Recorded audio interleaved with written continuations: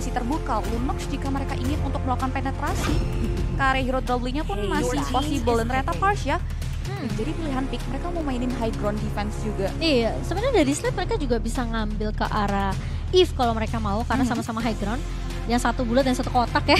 Jadi menurut aku mereka punya kekuatan di posisi dari mid lane-nya sendiri dengan adanya Eve mungkin yang bisa diamankan oleh Slate sendiri. Atau mungkin Slate akan lebih mengamankan hero-hero lainnya yang mungkin bisa mengcover juga kali ya pemain-pemain dari tim Slate sendiri. Tapi kalau ngelihat dari posisi seperti ini, mereka masih butuh damage magic yang begitu tinggi menurut aku. Lunox bisa jadi pilihan. Apalagi kan posisinya di sini kan adalah Parsha yang stay di tempat kan.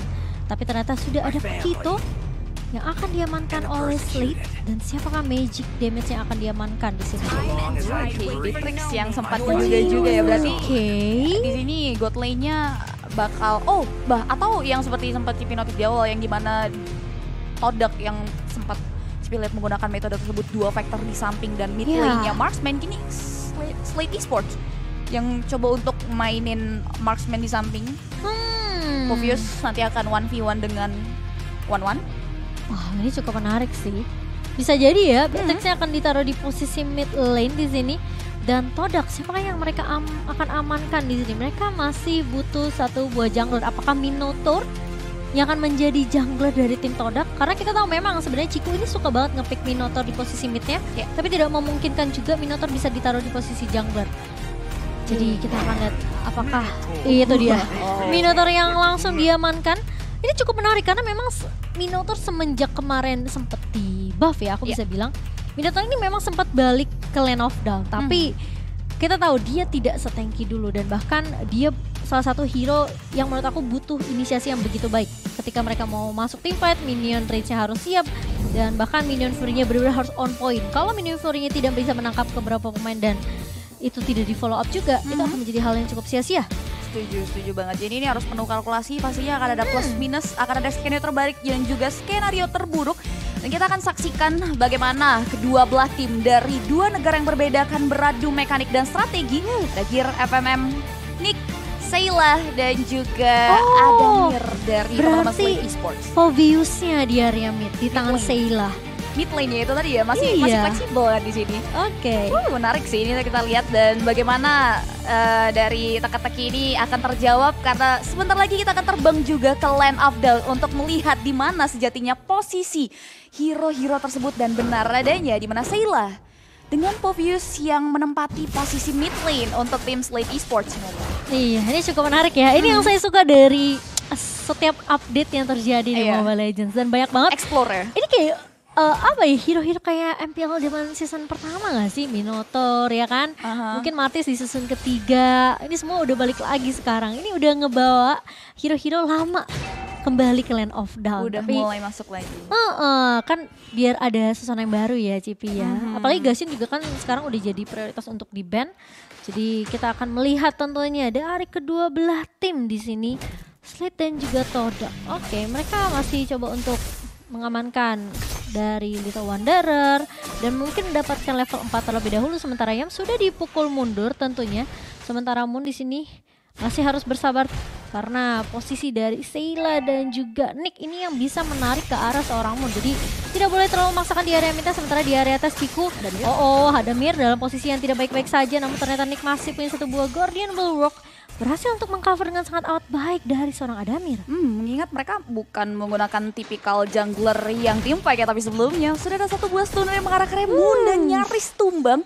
Masih ada Wings by Wings dan Flame Shot sempat dikeluarkan oleh seorang Sayla, tapi belum adanya first blood yang tercipta, dan bahkan Gear juga sempat untuk melalang buana, bukan EXP Lady yang pasif. Dia coba untuk memantau pergerakan, memanfaatkan dan memukul mundur rival. Dia coba untuk bikin rival lama dari segi levelingnya sih, karena terlihat di sini Adamir udah masuk level 4 dan rival baru mau menuju level keempat, dan Turtle yang pertama sudah mulai hadir dan sudah mulai dipantau juga dari kedua belah jungler, walaupun masih belum ada opsi poking dari sisi junglernya sendiri. Mereka coba untuk fokus terlebih dahulu, dan dengan adanya Turtle di sebelah sisi kanan hutan ini akan menguntungkan EXP Lane untuk berkontribusi di area objektif tersebut. Iya, sementara kali ini Todak mereka suka banget untuk pick team fight di area objektif turtle-nya. mereka mau coba untuk maksimalin potensi dari beberapa hero yang mereka pick. Seperti rival sekarang udah punya Minion Fury tentunya, tapi Recha apakah bisa dipukul mundur kali ini? Sela ngebuka satu buah Demonic Force dan bahkan Moon bakal coba dikejar. Ini dia posisi dari pemain-pemain Slate yang bisa dibilang benar-benar bagus banget ketika mereka mau coba untuk nge-push memukul balik pemain-pemain dari tim Todak. Mereka tahu mungkin playstyle dari tim Todak adalah mereka suka ajak teamfight di area turtle, tapi Slate tidak akan membiarkan hal itu terjadi begitu saja. Dan lihat bahkan jungler mereka pun harus menjadi korban selanjutnya, 2 untuk nothing. Di sisi lain invasi terhadap jungle pun sudah mulai dibuka, tapi Moon berhasil menyelamatkan purple buff yang hendak dicuri oleh anak-anak dari Slate Esports. Tapi di area top lane terlihat crossbow tank mengudara dan bahkan mempanis ke area FMM buat God lane, dan finally 1 point kill berhasil dikantongi oleh Todak dari Malaysia. Ini mungkin yang harus jadi PR, mengingat Todak ini tipikal hero yang mereka pilih. Komponen hero-nya tuh bukan hero yang bisa ngasilin early advantage. Jadi ini memungkinkan mereka untuk dipanis dengan daya 2 point kill. Mereka butuh waktu banget nggak sih di sini untuk bisa dapetin dan ngasih damage lebih untuk bisa mempanis ke area hero-hero dari Slate Esports sendiri. Apalagi posisinya dari Ciku kan masih butuh item ya. Dan buat teman-teman jangan lupa untuk nikmati keistimewaan saat bermain game.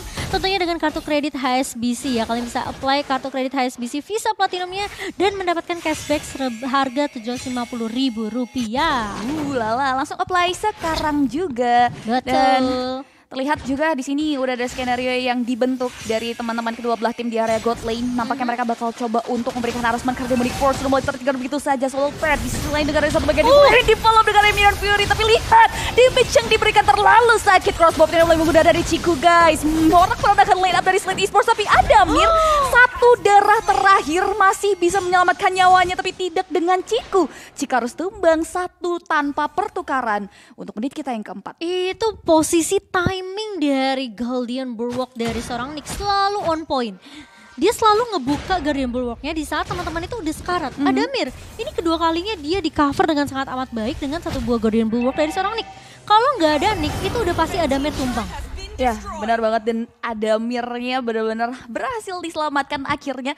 Dan 1 member lagi harus terpick off. Ini membuat Todak Malaysia harus kembali berhati-hati, memutar kembali otak mereka agar tidak menelan kembali korban karena Turtle udah mulai di-poking. Momo udah mulai coba untuk memotong pergerakan dari anak-anak Slate Esports, tapi Adamir berhasil men-secure Turtle. Untuk kali kedua, Gear coba untuk mulai melakukan jab ke area depan, tapi nampaknya dari Todak Malaysia hanya coba untuk memberikan efek mundur. Mereka nggak mau overcommit dan cari kompensasi lebih lagi, walaupun Gear ini lincah banget sih. Dia bener-bener gak pasif di area bottom lane, dan ketika satu objektif turret yang dimiliki oleh lawannya runtuh, mereka langsung sesegera mungkin untuk melakukan sweeping terhadap laningnya. Iya, ini mungkin yang tadi Cipi udah sempat bahas ya. Slate ini mereka memang udah punya early damage-nya lah. Dimana Gear di sini dengan rotasinya juga, lalu Adamir yang kita tahu dengan pasif stack-nya juga dia masih bisa memberikan damage.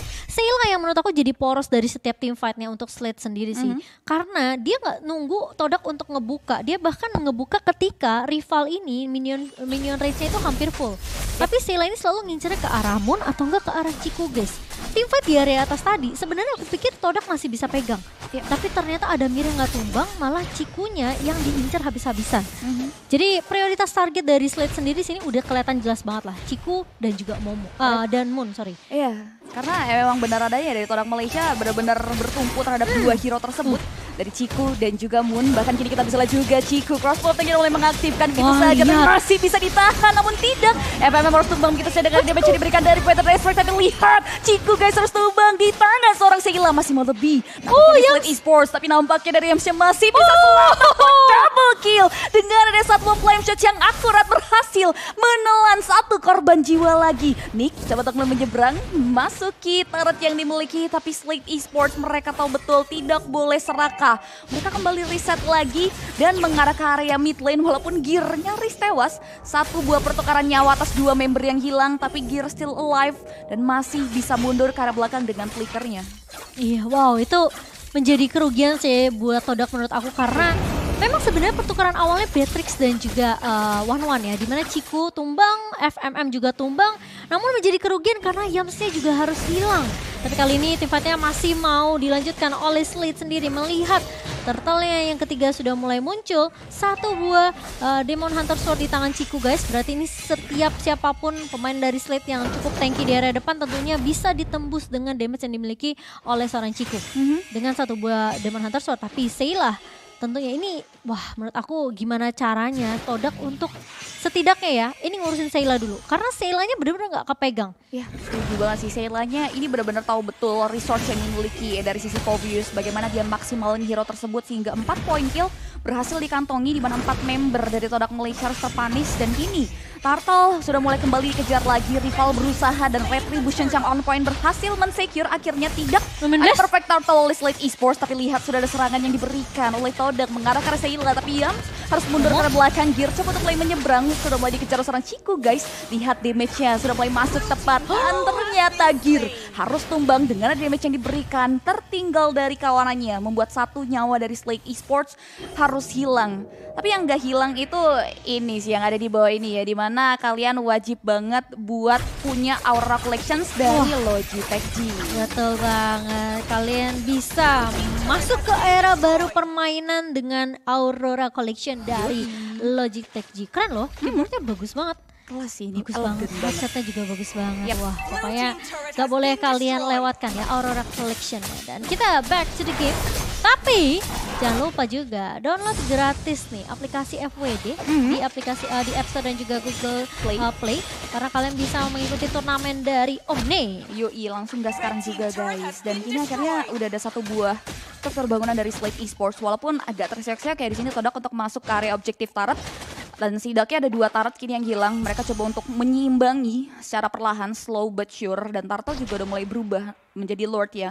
Dimana Lord ini akan muncul dalam waktu 40 detik lagi. Masih cukup lama untuk Lord ini, yang bisa dimaksimalkan oleh kedua belah tim adalah minutes terlebih dahulu wave minionnya. Mereka bakal coba untuk mainin karya momentumnya. Dan masuk menit 9 di sini item-item udah terlihat cukup jelas bisa kasih damage. Dan bahkan udah ada yang bisa juga untuk menahan dealing damage yang diberikan dari output dealing damage utama dari kedua belah tim sendiri sih. Iya, sementara sebenarnya Todak dibangkin dibawa ke arah late game. Mereka punya potensi untuk menangin game ini karena mereka punya Esmeralda yang bisa menahan semua shieldnya, apalagi dari Nick di sini. Ini bisa banget shield dari seorang Lolita ini dimakan, tapi masih ada Minion Fury dibuka begitu saja oleh seorang rival. Nemen Blast tidak connect ke siapapun, namun Sayla bakal coba incar ke arah seorang Ciku. Kali ini dibuka begitu saja, kalian cross bolting dari seorang Ciku dan bahkan Sayla hilang begitu saja. Sementara Ciku tidak ada yang bisa menangkap. Nick mencoba untuk mundur terlebih dahulu, ditolong oleh seorang Yam, tidak mau terlalu memaksakan teamfight-nya, tapi kembali ke area mid. Kali ini Gear bakal menjadi korban kedua, itu dia Ciku guys. Bener-bener free banget di area big mine-nya. Ketika Sayla tumbang, ini udah jadi apa ya, mungkin bisa bilang taman bermainnya Ciku gitu loh. Langsung celah ya, ini bisa dibilang celah yang dimanfaatkan dari sisi Todak sendiri atas teman-teman Slate Esports. 2 member mereka hilang dengan kuantitas yang mereka dapatkan yang memang diungguli juga, 5 player mereka masih hadir. Lord finally berhasil dikuasai tanpa ada gangguan yang berarti dan bahkan distractions yang bagus dari Moon. Dengan adanya Fredred A-Strike itu yang membuat Slate Esports juga nggak mau ngambil resiko untuk kontestasi ke arah objektif tersebut. Dan Lord yang pertama ini mungkin masih Lord Squishy, dan ini bakal coba untuk diamankan dari Todak sendiri untuk bisa setidaknya secure ke area inner turret yang tersisa, karena ini satu-satunya jalan juga ketika Lord berhasil secure secara Sapphire. Itu nggak cuma distraction dari Moon, itu adalah pencurian ke arah purple buff. Adam ini sekarang udah gak punya purple buff lagi. Sekarang Moon yang pegang purple-nya. Jadi ini bakal lebih bahaya karena kita tahu damage-nya akan lebih sakit lagi dari seorang Moon. Kali ini Lord-nya mulai masuk di area mid. Momo masuk dengan Falling Star. Moon Sayla masih mencoba untuk menahan, tapi lihat posisi dari Ciku guys, benar-benar di cover habis-habisan. Yams berada di sisi kiri, di belakang ada Moon, di sisi kanannya ada Momo. Jadi ini segitiga cover yang sangat amat baik untuk Ciku sendiri.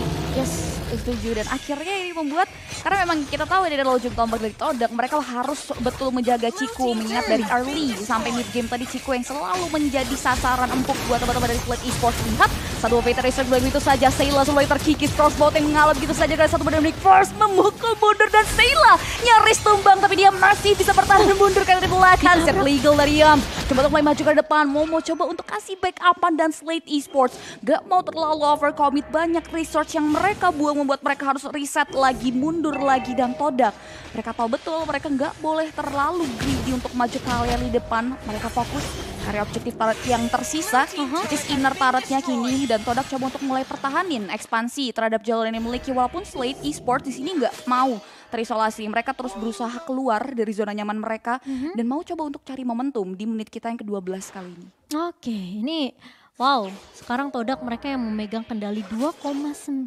ribu gold differences dan satu buah Malefic Roar di tangan Adamir mencoba untuk memberikan penetration damage ke arah pemain-pemain Todak. Tapi apakah itu cukup? Karena Momo sekarang sekali masuk Falling Star Moon itu semua setnya diserap dari Nick, entah itu dari Seila, dari Gear sendiri, semuanya benar-benar dimakan sama seorang Momo. Dan dari segi item memang kita ngelihat di sini belum ada satu buah Demon Hunter Sword yang dipegang sama mungkin pemain-pemain dari Slate sendiri, karena kita tahu Momo ini tanky banget dengan item yang dia punya. Dia punya satu buah Select Blade, dia punya Dominance Ice, dan bahkan satu buah Oracle. Ya benar sekali, ini udah mulai terlihat item-item kompleks ya yang membuat Momo bisa jadi badan, bahkan dia pun pede banget untuk men-trigger pergerakan dari Slate Esports untuk maju ke area depan, langsung di-follow oleh kawan-kawannya. Peter Race Break di-cancel begitu saja, rival coba mulai maju ke depan, bahkan Minotaur yang diaktifkan begitu saja. Lihat FMM mau kemana, langsung dipanis, negara dia bisa diberikan Nick, menjadi korban selanjutnya. Double kill untuk Ciku. Seila mau kemana, dia menikmati trigger dan itu memberikan nyawa secara cuma-cuma. Triple kill, looking for Mania, gimana flicker begitu saja, bahkan damage dari satu buah damage langsung mengarah ke area Mania. Gear masih mau lebih dari Yams dan juga Ciku guys, dibiarkan begitu saja, tapi damage dari Soul Bloom-nya mengarah tepat ke area tubuh dari seorang Adamir yang membuat gagal save face, tapi setidaknya Maniac berhasil di-secure dan wipe out, berhasil diciptakan base high ground, terbuka lebar, bahkan gerombolan wave minion pun mengarah tepat ke area Todak. Akankah dia akan jadi strike push? Wow, tapi kali ini minionnya masih bisa ditahan. Pemain-pemain dari Slate mereka udah mulai muncul. Sekarang mereka harus melakukan defense. Kalau kita bahas dari team fight yang terjadi di area atas tadi, itu team fightnya kepisah. Ciku dan juga rival fokus untuk numbangin FMM terlebih dahulu bersama dengan Seila. Sementara Adamir ini mencoba untuk mengejar ke arah seorang Moon. Oke, Moonnya memang tumbang. Tapi ketika Moon tumbang, ini dari Ciku guys udah dapetin triple kill.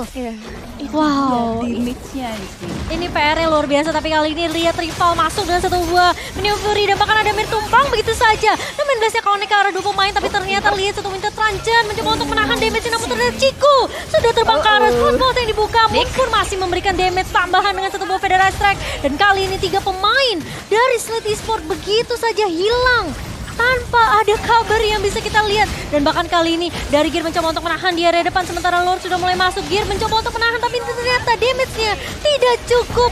Dan itu dia, hanya dengan satu team fight menjak momen wipe out Todak, mereka langsung melambung tinggi jauh. Titik balik ya di situ. Dan menurut aku di area top lane tadi